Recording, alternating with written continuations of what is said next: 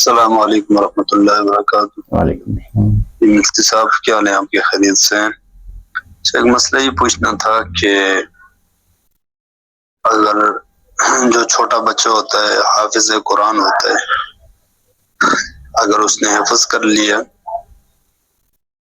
ابھی بالغ نہیں ہوا، چھوٹا ہے، نیچے اگر سوتا ہے زمین پر، تو بعض حضرات جو چارپائی پر سوتے ہیں، تو اس کو نیچے سلانا اس بچے کو جو حافظ قرآن ہے یہ مناسب ہے یا غیر مناسب ہے؟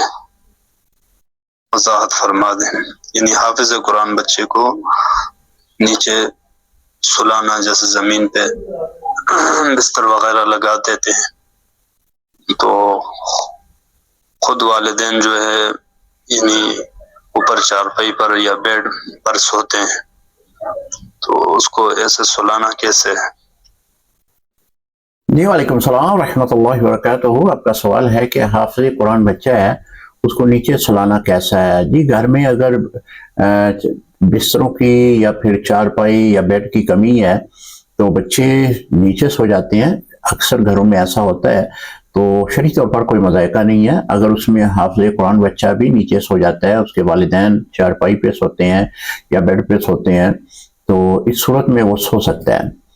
اگر وہ بستر گھر میں موجود ہیں، یعنی چارپائی موجود ہے، بیڈ موجود ہیں، تو بہتر یہی ہے کہ بچوں کو بھی نیچے نہ سلایا جائے، ان کو بھی بیڈ کے اوپر یا چارپائیوں کے اوپر ہی سلایا جائے۔ حافظ قرآن کی اس بنا پہ عزت کرنا، توقیر کرنا کہ اس نے قرآن پاک کو حفظ کیا، ایک اچھی بات ہے۔ اگر بستر اور چارپائی یا بیڈ وغیرہ موجود ہے تو پھر حافظ قرآن کو آپ بہتر یہ ہے کہ آپ چارپائی پہ سلائیں۔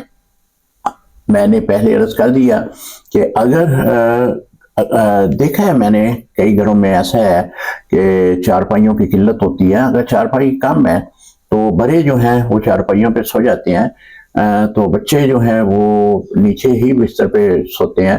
تو اگر اس طرح کا ماحول ہے تو شرعی طور پر کوئی مذائقہ نہیں ہے۔ السلام علیکم ورحمۃ اللہ وبرکاتہ۔